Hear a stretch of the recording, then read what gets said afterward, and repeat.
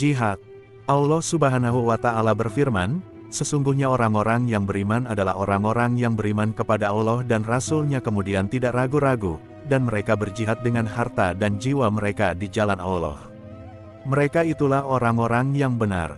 Quran Surat Al-Hujurat, 15. Nu'man bin Bashir radhiyallahu anhu berkata, ketika kami sedang berada di dekat mimbar Nabi Shallallahu Alaihi Wasallam, seorang laki-laki berkata, aku tidak akan berbuat sesuatu setelah keislamanku kecuali memberi minum kepada jamaah haji. Yang lainnya berkata, aku tidak akan berbuat sesuatu setelah keislamanku kecuali memakmurkan Masjidil Haram. Adapun yang lain berkata, berjihad di jalan Allah lebih utama daripada semua yang kalian ucapkan itu. Umar bin Al-Khattab radhiyallahu anhu lalu menegur mereka, janganlah kalian berbicara keras di samping mimbar Rasulullah Shallallahu Alaihi Wasallam. Allah telah menurunkan firman-Nya tentang apa yang kalian perselisihkan itu. Allah Subhanahu wa Ta'ala berfirman, apakah kalian menganggap bahwa memberi minum jamaah haji dan memakmurkan Masjidil Haram itu sama dengan orang yang beriman kepada Allah, hari akhir, dan berjihad di jalannya? Kedudukan mereka tidak sama di hadapan Allah. Sesungguhnya Allah tidak memberi petunjuk kepada orang-orang yang zalim. Quran Surat At-Taubah, 19. Abdullah bin Mas'ud radhiyallahu anhu berkata bahwa di hadapan para sahabat, Rasulullah Shallallahu Alaihi Wasallam menyampaikan firman Allah, hai orang-orang yang beriman, mengapa kalian berkata tentang sesuatu yang tidak kalian lakukan? Amat besar kebencian di sisi Allah bahwa kalian mengatakan apa yang tidak kalian perbuat. Sesungguhnya Allah menyukai orang-orang yang berperang di jalannya dalam barisan yang teratur seakan-akan mereka seperti bangunan yang tersusun kokoh. Quran Surat Al-Saf, 2-4. Diriwayatkan bahwa seorang laki-laki bertanya kepada Rasulullah Shallallahu Alaihi Wasallam, wahai Rasulullah, adakah perbuatan yang dapat menandingi jihad di jalan Allah? Beliau menjawab, tidak, aku tidak menemukannya. Apakah engkau bisa mengimbangi pahala seseorang yang pergi berjihad dengan perbuatanmu masuk ke masjid lalu salat tanpa merasa lelah dan berpuasa tanpa berbuka? Laki-laki itu menjawab, tidak seorang pun dapat melakukan hal itu. Abu Hurairah radhiyallahu anhu berkata bahwa seorang sahabat Rasulullah Shallallahu Alaihi Wasallam melewati sebuah tempat teduh yang memiliki sumber air jernih. Lalu dia berkata, alangkah nikmatnya jika aku dapat mengasingkan diri dari manusia, kemudian tinggal di tempat ini. Namun, aku tidak akan melakukannya sebelum meminta izin kepada Rasulullah Shallallahu Alaihi Wasallam. Dia pun menemui Rasulullah Shallallahu Alaihi Wasallam, mengutarakan niatnya. Tapi, Rasulullah Shallallahu Alaihi Wasallam bersabda, jangan engkau lakukan hal itu, karena kedudukan orang yang berjihad di hadapan Allah lebih utama daripada salat di rumah selama 70 tahun. Tidakkah kamu suka kalau Allah mengampunimu dan memasukkanmu ke surga? Oleh karena itu, berperanglah di jalan Allah. Bagi yang terbunuh di jalan Allah, dia pasti masuk surga. Rasulullah Shallallahu Alaihi Wasallam tidak mengizinkan sahabatnya untuk berusaha mengasingkan diri dari masyarakat padahal dia hanya bermaksud beribadah kepada Allah. Namun, Rasulullah Shallallahu Alaihi Wasallam memberi petunjuk kepadanya untuk berjihad. Oleh karena itu, betapa tidak pantasnya jika kita yang berlumuran dosa meninggalkan arena jihad. Rasulullah Shallallahu Alaihi Wasallam bersabda, bahwa orang yang berjihad di jalan Allah adalah seperti orang yang berpuasa, melakukan salat yang khusyuk, rukuk, dan sujud. Barang siapa yang meridai Islam sebagai agamanya dan Muhammad sebagai nabinya, dia pasti masuk surga. Abu Sa'id Al-Khudri radhiyallahu anhu sangat gembira mendengar hal ini. Lalu dia berkata, wahai Rasulullah, ulangi sekali lagi ucapan Anda itu. Maka Nabi Shallallahu Alaihi Wasallam mengulanginya dan menambahinya, bahwa Allah akan meninggikan derajat seorang hamba hingga 100 derajat. Jarak setiap derajat adalah sejauh langit dan bumi. Kemudian Abu Sa'id bertanya, amalan apakah yang dapat meninggikan derajat setinggi itu? Beliau menjawab, berjihad di jalan Allah. Amar ma'ruf nahi munkar. Diriwayatkan dari Anas bin Malik radhiyallahu anhu bahwa Nabi Shallallahu Alaihi Wasallam bersabda, barang siapa yang menunaikan salat 1 kali, dari nafas orang itu Allah menciptakan awan putih. Kemudian, Allah Subhanahu wa Ta'ala menyuruh awan putih itu untuk mengambil rahmat dari laut. Lalu, ia mengambilnya. Kemudian, Allah Subhanahu wa Ta'ala menyuruhnya agar menjadi hujan. Dari tetesan hujan yang jatuh ke bumi Allah menciptakan emas, dari tetesan yang jatuh ke gunung Allah menciptakan perak, dan dari tetesan yang jatuh kepada orang kafir Allah Subhanahu wa Ta'ala menganugerahinya keimanan. Allah Subhanahu wa Ta'ala berfirman, "Kamu adalah umat terbaik yang dilahirkan untuk manusia." Quran Surat Ali Imran 110. Tentang ayat ini, Al-Kalbi berkata, ayat ini mengandung penjelasan tentang keadaan umat ini dalam hal keutamaannya atas umat-umat yang lain. Di situ terdapat dalil bahwa umat Islam ini merupakan umat terbaik secara mutlak. Hal ini mencakup generasi pertama dan generasi terakhir dalam hubungannya dengan generasi dari umat-umat yang lain, walaupun ada perbedaan dalam esensinya, sebagaimana keutamaan sahabat terhadap generasi berikutnya. Makna uhrijat adalah, ditampakkan kepada manusia, yakni agar memberikan manfaat dan kebaikan kepada mereka di segenap penjuru dunia sehingga mereka dapat dibedakan dan dikenal. Selanjutnya firman Allah Subhanahu wa Ta'ala, "Engkau menyuruh kepada kebaikan, mencegah kemunkaran dan beriman kepada Allah." Quran Surat Ali, Imran, 110. Ayat ini mengandung penjelasan akan keberadaan mereka sebagai yang terbaik selain mencakup juga kelebihan mereka yang tegak di atas sifat-sifat tersebut. Kalau mereka meninggalkan amar ma'ruf dan nahi munkar, mereka kehilangan sifat-sifat itu. Karena itu, Allah menjadikan mereka sebagai manusia terbaik untuk orang lain. Sebab, mereka menyuruh berbuat kebaikan, mencegah kemunkaran, dan memerangi orang-orang kafir agar mereka selamat sehingga manfaat mereka mengungguli yang lain. Nabi Shallallahu Alaihi Wasallam bersabda, sebaik-baik manusia adalah yang memberikan manfaat kepada orang lain, dan sejahat-jahat manusia adalah yang mendatangkan kerugian bagi orang lain. Firman-Nya, mereka beriman kepada Allah, mereka mempercayai keesaan Allah dan teguh di atas prinsip itu. Mereka pun mengakui bahwa Muhammad adalah Nabi Allah. Sebab, barang siapa yang mengingkari Muhammad Shallallahu Alaihi Wasallam, dia tidak beriman kepada Allah karena dia mengira bahwa ayat-ayat mukjizat yang didatangkannya adalah dari dirinya. Di tempat lain Nabi Shallallahu Alaihi Wasallam bersabda, barang siapa melihat kemunkaran, ubahlah dengan tangan. Jika tidak mampu, ubahlah dengan lidah. Jika masih tidak mampu, ubahlah dengan hati, tetapi ini selemah-lemah iman. Yakni, tindakan paling lemah dari orang yang beriman. Sebagian ulama mengatakan, bahwa mengubah dengan tangan adalah untuk para pemimpin, dengan lidah untuk para ulama, dan dengan hati untuk masyarakat awam. Sebagian ulama yang lain mengatakan bahwa setiap orang yang mampu melakukan hal itu, dia wajib mengubahnya, sebagaimana Allah Subhanahu wa Ta'ala berfirman, dan tolong menolonglah kalian di dalam kebaikan dan takwa, dan jangan tolong menolong dalam berbuat dosa dan pelanggaran. Quran Surat Al-Maidah 2. Termasuk sikap tolong menolong adalah memberikan dorongan, memudahkan jalan kebaikan, dan menutup jalan kejahatan dan permusuhan sedapat mungkin. Dalam hadis lain Nabi Shallallahu Alaihi Wasallam bersabda, barang siapa yang menegur ahli bidah, Allah memenuhi kalbunya dengan keamanan dan keimanan. Barang siapa yang merendahkan ahli bidah, Allah memberinya ketenangan pada hari yang sangat menakutkan. Barang siapa yang menyuruh kebaikan dan mencegah kemunkaran, dia adalah khalifah Allah serta khalifah kitab dan khalifah Rasul-Nya di bumi. Hudzaifah radhiyallahu anhu berkata, akan datang suatu zaman kepada manusia ketika bangkai keledai lebih mereka sukai daripada orang mukmin yang menyuruh mereka berbuat kebaikan dan mencegah mereka dari kemunkaran. Musa alaihi salam berkata, wahai Tuhanku, apa balasan bagi orang yang mengajak saudaranya kepada kebenaran, menyuruhnya berbuat kebaikan, dan mencegahnya dari kemunkaran? Allah menjawab, untuk setiap kata, aku tuliskan sebagai ibadah sunnah untuknya dan aku merasa malu untuk mengazabnya dengan api neraka. Dalam hadis qudsi, Allah Subhanahu wa Ta'ala berfirman, wahai anak Adam, janganlah termasuk orang-orang yang menunda-nunda tobat, memanjangkan angan-angan, berkhayal, dan kembali ke akhirat tanpa amalan. Janganlah kamu menjadi orang yang mengucapkan perkataan orang-orang ahli ibadah tetapi melakukan perbuatan orang-orang ahli munafik. Janganlah kamu menjadi orang yang tidak merasa cukup jika diberi karunia, tidak bersabar jika tidak diberi, mencintai orang-orang saleh tetapi tidak menjadi bagian dari mereka, membenci orang-orang munafik tetapi menjadi bagian dari mereka, menyuruh kebaikan tetapi tidak mengerjakannya, dan mencegah kejahatan tetapi tidak menghindarinya.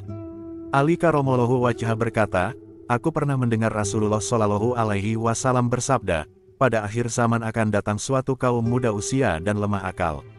Mereka mengutip ucapan manusia terbaik, Nabi Shallallahu Alaihi Wasallam, tetapi tidak melewati tenggorokan mereka tidak diamalkan. Mereka tercabut dari agama sebagaimana anak panah tercabut dari busurnya. Nabi Shallallahu Alaihi Wasallam menceritakan kisah Isra, Mikraj di hadapan para sahabat. Pada malam Isra, ke langit, aku melihat orang-orang yang dipotong lidah mereka dengan pemotong dari api. Lalu aku bertanya, siapa mereka itu, wahai Jibril? Jibril menjawab, mereka ialah para khatib dari umatmu yang menyuruh manusia berbuat kebajikan tetapi lupa pada diri mereka sendiri. Tentang mereka, Allah Subhanahu wa Ta'ala berfirman, mengapa kalian suruh orang lain mengerjakan kebajikan, sedangkan kalian melupakan dirimu sendiri, padahal kalian membawa Alkitab. Maka tidakkah kalian berpikir, Quran Surat Al-Baqarah, 44, yakni, mereka membaca kitab Allah, tetapi mereka tidak mengamalkan isinya. Mereka menyuruh orang lain bersedekah, tetapi mereka sendiri tidak bersedekah. Oleh karena itu, wajib bagi orang-orang mukmin untuk menyuruh kebaikan dan mencegah kemunkaran tetapi tidak melupakan diri mereka sendiri. Sebagaimana Allah Subhanahu wa Ta'ala berfirman, dan orang-orang yang beriman, laki-laki dan perempuan, sebagian mereka menjadi penolong bagi sebagian yang lain.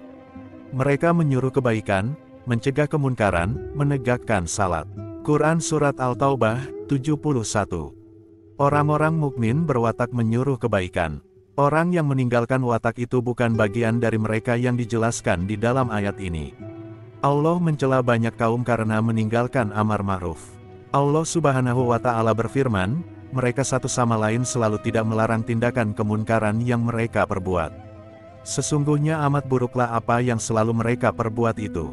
Quran Surat Al-Maidah, 79. Abu Al-Darda, radhiyallahu anhu berkata, apakah kamu menyuruh kebajikan dan mencegah kemunkaran atau Allah mengalahkan mereka atas kekuasaan yang zalim, ketika orang tua tidak dihargai dan anak-anak tidak disayang?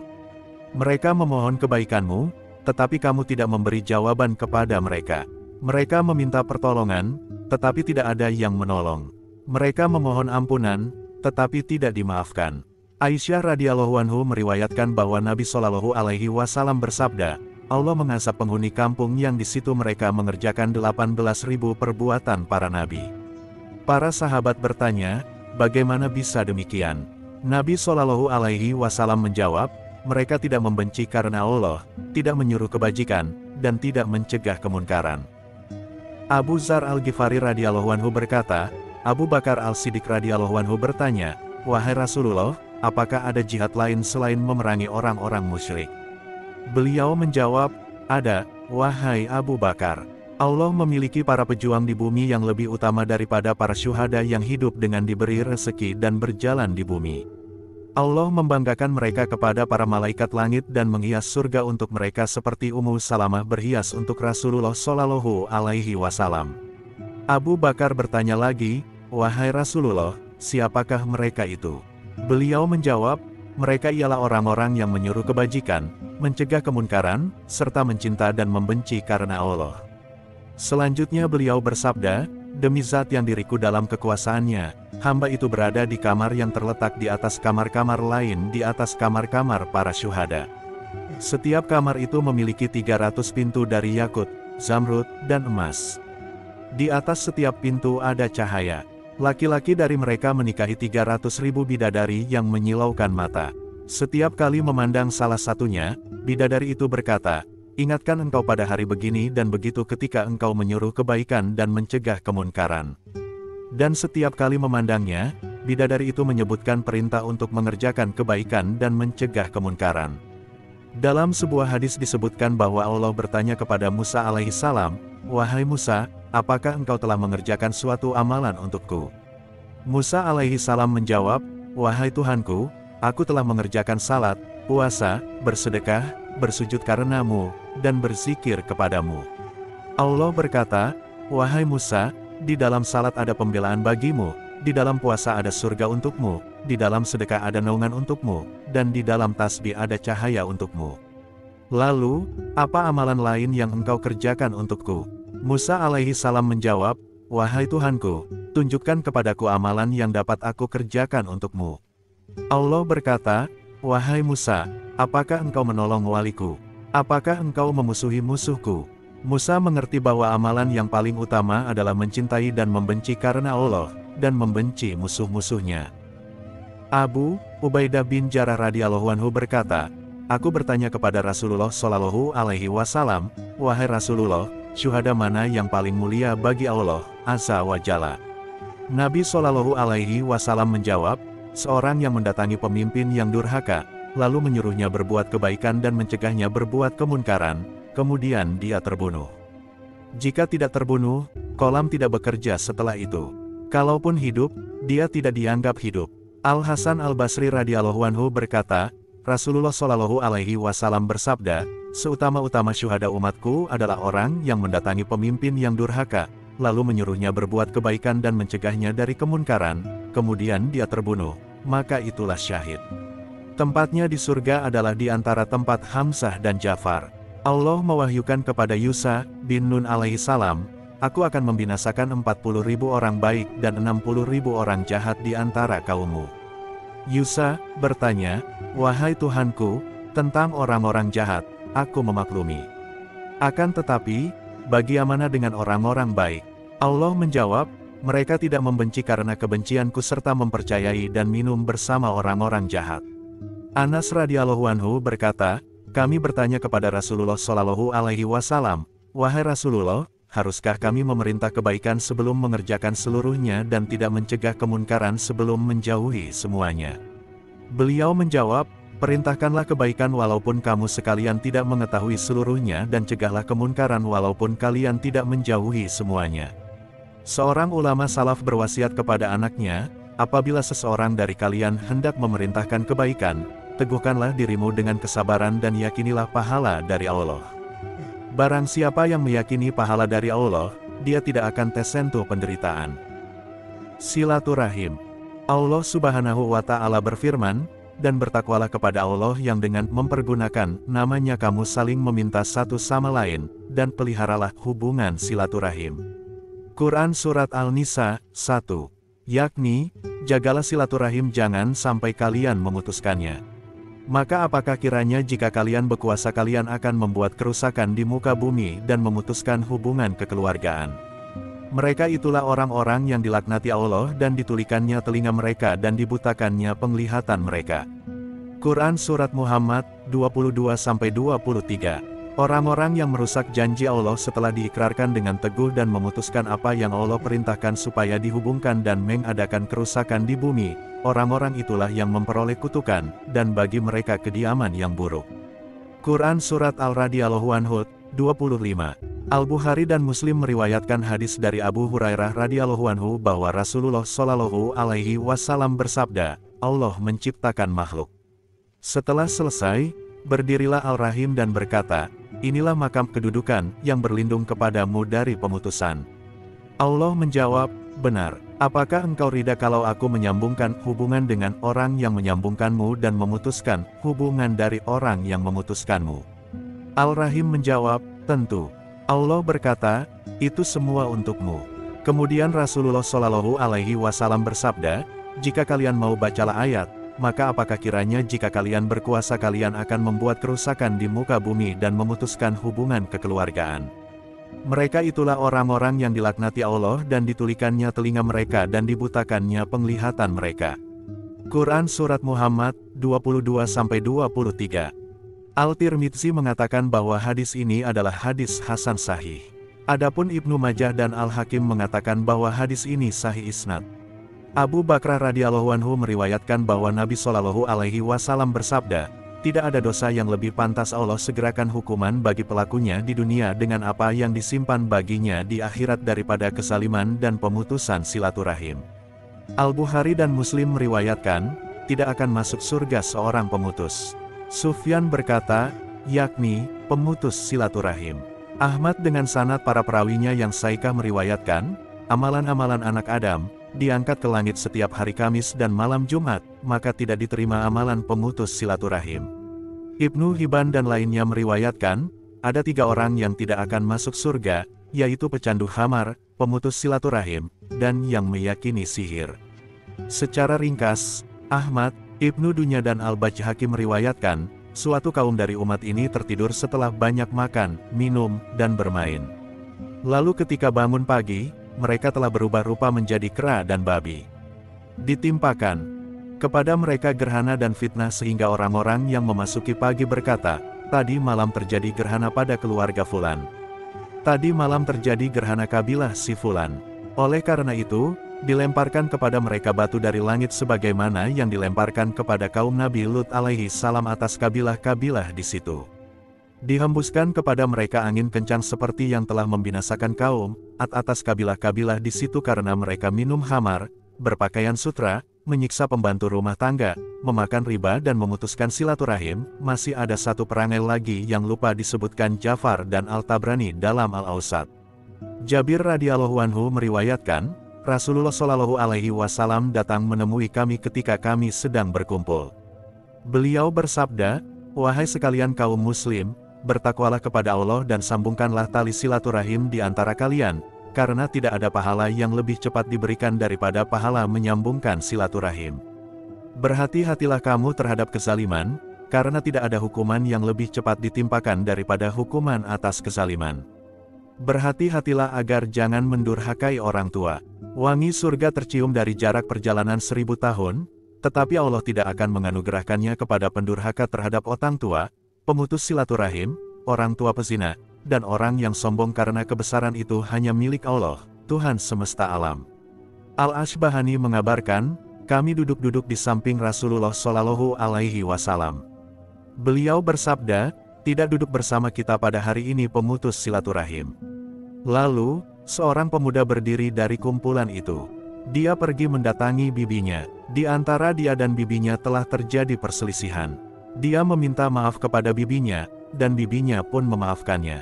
Kemudian, dia kembali ke majelis. Nabi Shallallahu alaihi wasallam bersabda, rahmat tidak akan turun kepada kaum yang di tengah mereka ada pemutus silaturahim. Al-Tabrani juga meriwayatkan, para malaikat tidak akan turun kepada kaum yang di situ ada pemutus silaturahim. Selain itu, dia juga meriwayatkan hadis dengan sanad sahih dari Al-Amasi bahwa setelah menunaikan salat subuh, Ibnu Mas'ud radhiyallahu anhu duduk di majelis. Dia berkata, Allah mencela pemutus silaturahim ketika pergi. Kita ingin menyeru Tuhan kita dan pintu-pintu surga terbuka kecuali bagi pemutus silaturahim. Al-Bukhari dan Muslim meriwayatkan, Al-Rahim bergantung pada, Arsy seraya berkata, barang siapa yang menyambungkanku, Allah menyambungkan hubungan dengannya. Dan barang siapa yang memutuskannya, Allah memutuskan hubungan darinya. Abu Dawud dan Al-Tirmidzi mengatakan bahwa hadis ini hasan sahih dan dianggap sahih karena meskipun munkati, periwayatannya bersambung. Al-Bukhari meriwayatkan hadis dari Abdur Rahman bin Auf yang mengatakan, aku pernah mendengar Rasulullah Shallallahu alaihi wasallam bersabda, Allah Subhanahu wa Ta'ala berfirman, akulah Allah dan akulah Al-Rahman. Aku ciptakan Al-Rahim yang membentuk salah satu namaku. Karena itu, barang siapa yang menyambungkannya, aku akan menyambungkan hubungan dengannya. Akan tetapi, siapa yang memutuskannya, aku putuskan hubungan dengannya. Melalui sanad yang sahih, Ahmad meriwayatkan bahwa Rasulullah Shallallahu alaihi wasallam bersabda, barang siapa yang mengambil riba, dia telah merampas kehormatan seorang muslim tanpa hak. Al-Rahim ini adalah cabang dari Al-Rahman, Azza wa Jalla. Barang siapa yang memutuskannya, Allah mengharamkan baginya surga. Di tempat lain, Ahmad, melalui sanad yang baik dan kuat, dan Ibnu Hibban dalam sahihnya meriwayatkan, Al-Rahim itu adalah cabang dari Al-Rahman. Dia berkata, wahai Tuhanku, aku diputuskan. Wahai Tuhanku, aku diperlakukan jelek. Wahai Tuhanku, aku dizalimi. Kemudian dijawab, tidakkah engkau rida kalau aku menyambungkan denganmu orang yang menyambungkanmu dan memutuskanmu dari siapa yang memutuskanmu? Pengertian, cabang dari Al-Rahman, adalah karena lafaz Al-Rahim merupakan derivasi dari namanya, Al-Rahman, sebagaimana disebutkan dalam hadis itu. Al-Bazar, melalui sanad Hasan, meriwayatkan, Al-Rahim itu adalah sesuatu yang bergantung pada Arsy dan berbicara dengan bahasa yang fasih, ya Allah, sambungkanlah orang yang menyambungkanku dan putuskanlah orang yang memutuskanku. Lalu, Allah Subhanahu wa Ta'ala menjawab, aku adalah Al-Rahman Al-Rahim. Aku bentuk Al-Rahim dari namaku. Barang siapa menyambungkannya, aku menyambungkan hubungan dengannya. Namun, barang siapa yang memutuskannya, aku akan memutuskan hubungan dengannya. Al-Bazzar juga meriwayatkan hadis lain, ada 3 hal yang bergantung pada arsy. Pertama, Al-Rahim. Dia berkata, "Ya Allah, aku berpegang kepadamu maka aku tidak akan diputuskan." Kedua, Amanat. Dia berkata, "Ya Allah, aku bergantung kepadamu maka aku tidak akan dikhianati." Ketiga, Kenikmatan. Dia berkata, "Ya Allah, aku bergantung kepadamu maka aku tidak akan diingkari." Al-Bazzar dan Al-Baihaqi meriwayatkan bahwa Rasulullah Shallallahu Alaihi Wasallam bersabda, "Stempel digantungkan pada tiang arsy. Apabila Al-Rahim disakiti, kemaksiatan diperbuat, dan sikap lancang kepada Allah, Allah mengutus stempel itu untuk mengecap hati orang tersebut. Setelah itu, dia tidak memahami sesuatu apapun." Al-Bukhari dan Muslim meriwayatkan, barang siapa yang beriman kepada Allah dan hari akhir, sambungkanlah silaturahim. Barang siapa yang beriman kepada Allah dan hari akhir, hendaklah dia berkata baik, atau diamlah. Di tempat lain, Al-Bukhari dan Muslim meriwayatkan bahwa Rasulullah Shallallahu Alaihi Wasallam bersabda, barang siapa yang ingin diluaskan rezekinya, sambungkanlah silaturahim. Sementara Abu Hurairah radhiyallahu anhu mengabarkan, aku pernah mendengar Rasulullah Shallallahu Alaihi Wasallam bersabda, barang siapa yang ingin diluaskan rezekinya atau diakhirkan kematiannya, hendaklah dia menyambungkan tali silaturahim. Al-Bukhari dan Al-Tirmidzi meriwayatkan hadis, pelajarilah nasab kalian yang kalian hubungkan tali silaturahimnya, karena silaturahim adalah kecintaan dalam keluarga, kekayaan dalam harta, dan pengakhiran dalam kematian. Karenanya, bertambahlah usia. Abdullah bin Al-Imam Ahmad dalam Zawaid Al-Musnad, Al-Bazzar, melalui sanad yang baik, dan Al-Hakim meriwayatkan, barang siapa yang ingin dipanjangkan umurnya, diluaskan rezekinya, dan ditolakkan darinya kematian yang buruk, hendaklah dia bertakwa kepada Allah dan menyambungkannya tali silaturahim. Al-Bazzar dan Al-Hakim mengabarkan bahwa Rasulullah Shallallahu Alaihi Wasallam bersabda, tertulis dalam Taurat, barang siapa yang ingin bertambah umurnya dan diluaskan rezekinya, hendaklah dia menyambungkan tali silaturahim. Abu Ya'la berkata, dengan sedekah dan silaturahim, Allah memanjangkan umur, menolakkan kematian yang buruk, serta menolakkan segala hal yang dibenci dan dilarang. Di tempat lain, Abu Ya'la berkata tentang seorang laki-laki dari Hatsam. Orang itu berkata, aku datang kepada Nabi Shallallahu Alaihi Wasallam ketika beliau berada di tengah sekumpulan sahabatnya. Aku bertanya, engkaukah yang mengaku utusan Allah? Benar. Wahai Rasulullah, amalan apa yang sangat disukai Allah? Beriman kepada Allah, wahai Rasulullah, apalagi? Menyambungkan silaturahim. Wahai Rasulullah, amalan apa yang sangat dibenci Allah? Menyekutukan Allah. Wahai Rasulullah, kemudian apa lagi? Memutuskan silaturahim. Kemudian apa lagi yang sebaiknya aku kerjakan? Menyuruh kebaikan dan mencegah kemunkaran. Al-Bukhari dan Muslim meriwayatkan bahwa seorang Arab Badui datang kepada Nabi Shallallahu Alaihi Wasallam ketika beliau sedang dalam perjalanan. Dia mengambil kendali unta Nabi Shallallahu Alaihi Wasallam, lalu berkata, wahai Rasulullah, atau, wahai Muhammad, beritahukanlah kepadaku sesuatu yang dapat mendekatkan aku ke surga dan menjauhkan aku dari neraka. Nabi Shallallahu Alaihi Wasallam diam, lalu memandang kepada para sahabatnya. Setelah itu, beliau bersabda, orang ini telah mendapat petunjuk. Seorang sahabat bertanya, mengapa begitu? Beliau mengulangnya, lalu menjawab pertanyaan orang itu, engkau menyembah Allah tanpa menyekutukan sesuatu apapun dengannya, mendirikan salat, membayarkan zakat, dan menyambungkan tali silaturahim. Tinggalkan unta itu. Dalam riwayat lain disebutkan, dan engkau menyambungkan tali silaturahim dengan kerabatmu. Setelah orang itu pergi, Rasulullah Shallallahu Alaihi Wasallam bersabda, jika dia berpegang pada apa yang aku perintahkan, niscaya dia masuk surga. Melalui sanad yang baik, Al-Tabrani meriwayatkan hadis, Allah memakmurkan rumah suatu kaum dan memberkati harta mereka. Para sahabat bertanya, mengapa demikian, wahai Rasulullah? Beliau menjawab, karena mereka menyambungkan tali silaturahim. Ahmad, melalui para perawi yang saikah, hanya saja periwayatannya terputus, meriwayatkan, barang siapa memberi kasih sayang, dia telah diberi bagiannya dari kebaikan dunia dan akhirat. Silaturahim, bertetangga baik, dan berakhlak terpuji dapat memakmurkan rumah dan memperpanjang umur. Abu al-Shaykh Ibnu Hibban dan Al-Baihaqi meriwayatkan bahwa seorang sahabat bertanya, "Wahai Rasulullah, siapakah orang yang paling baik?" Beliau menjawab, "Orang yang paling bertakwa kepada Tuhan, yang menyambungkan tali silaturahim, serta menyuruh kebaikan dan mencegah kemunkaran." Al-Tabrani dan Ibnu Hibban dalam sahihnya meriwayatkan hadis dari Abu Dzar radhiyallahu anhu. Katanya, "Kekasihku Muhammad Shallallahu Alaihi Wasallam berwasiat kepadaku tentang suatu perangai yang baik. Beliau mewasiatkan kepadaku agar jangan memandang kepada orang yang ada di atasku melainkan harus memandang kepada orang yang berada di bawahku dengan kecintaan dan kedekatan kepada orang-orang miskin.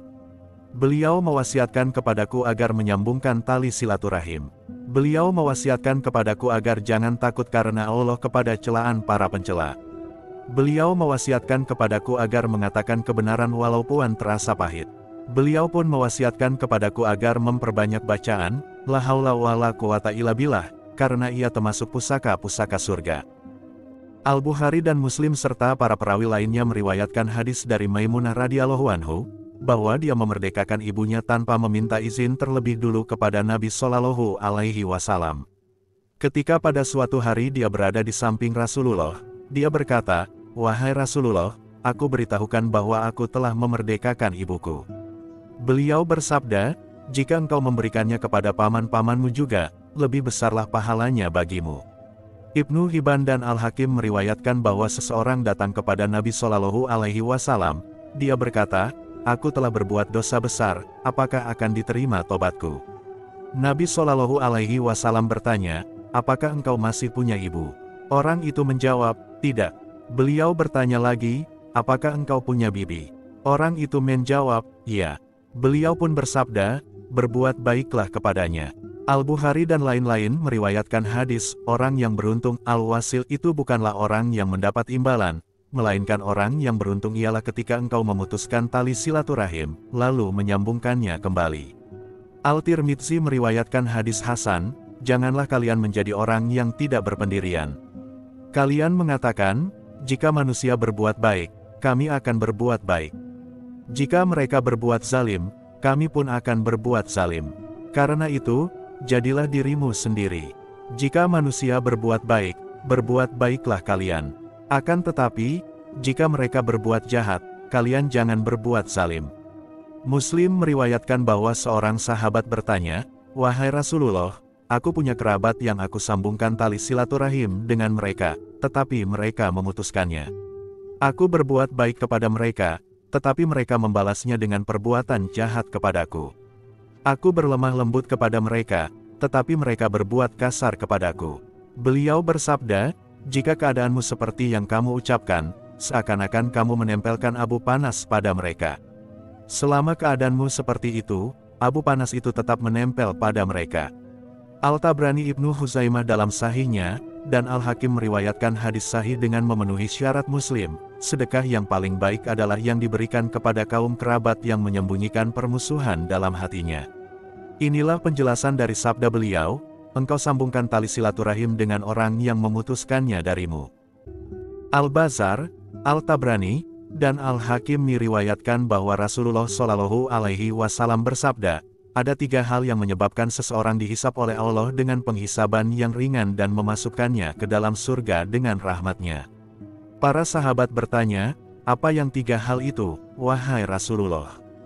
Beliau menjawab, "Engkau memberi kepada orang yang tidak mau memberi kepadamu, menyambungkan tali silaturahim kepada orang yang memutuskannya darimu, dan memaafkan orang yang berbuat zalim kepadamu. Jika engkau melaksanakan hal itu, engkau masuk surga." Ahmad meriwayatkan hadis melalui 2 sanad, salah satunya diriwayatkan oleh para perawi yang saikah, dari Uqbah bin Amir radhiyallahu anhu, katanya, "Aku menemui Rasulullah Shallallahu Alaihi Wasallam. Aku pegang tangannya, lalu aku katakan, 'Wahai Rasulullah, beritahukanlah kepadaku amalan-amalan yang utama.' Beliau pun bersabda, 'Wahai Uqbah, sambungkanlah silaturahim dengan orang yang memutuskannya darimu, bersedekahlah kepada orang yang mengharamkan dirinya bersedekah kepadamu, dan maafkanlah orang yang berbuat zalim kepadamu.'" Al-Hakim menambahkan, "Ketahuilah, barang siapa yang ingin dipanjangkan umurnya dan Dilapangkan rezekinya, hendaklah dia menyambungkan tali silaturahim. Al-Tabrani meriwayatkan bahwa Rasulullah Shallallahu Alaihi Wasallam bersabda, "Maukah aku tunjukkan kepadamu akhlak yang paling mulia di dunia dan akhirat? Hendaklah engkau menyambungkan silaturahim dengan orang yang memutuskannya darimu, memberi kepada orang yang mengharamkan pemberian kepadamu, dan memaafkan orang yang berbuat zalim kepadamu." Juga dari Al-Tabrani, diriwayatkan bahwa Nabi Shallallahu Alaihi Wasallam bersabda, "Keutamaan yang paling besar adalah engkau menyambungkan tali silaturahim dengan orang yang memutuskannya darimu, memberi kepada orang yang mengharamkan pemberian kepadamu, dan memaafkan orang yang mencelamu." Al-Tabrani meriwayatkan bahwa Rasulullah Shallallahu Alaihi Wasallam bertanya kepada para sahabat, "Maukah aku kabarkan kepadamu sesuatu yang dengannya Allah mengukuhkan barisan dan meninggikan derajat?" Para sahabat menjawab, "Tentu, wahai Rasulullah." Beliau bersabda, "Engkau bersikap lembut kepada orang yang berlaku kasar kepadamu, memaafkan orang yang berbuat zalim kepadamu, memberi kepada orang yang mengharamkan pemberian kepadamu, dan menyambungkan tali silaturahim dengan orang yang memutuskannya darimu." Ibnu Majah meriwayatkan hadis, kebaikan yang disegerakan pahalanya adalah kebajikan dan menyambungkan silaturahim. Adapun kejahatan yang disegerakan siksaannya adalah kezaliman dan pemutusan silaturahim. Al-Tabrani meriwayatkan hadis, tidak ada perbuatan dosa yang Allah segerakan hukum hanya kepada pelakunya di dunia dan menyimpannya di akhirat selain pemutusan silaturahim, pengkhianatan, dan dusta. Kebaikan yang disegerakan pahalanya di dunia adalah menyambungkan silaturahim sehingga anggota-anggota keluarga menjadi sumber kebaikan. Karena itu, berkembanglah harta mereka dan berlimpahan jumlah mereka jika mereka saling menjalin silaturahim.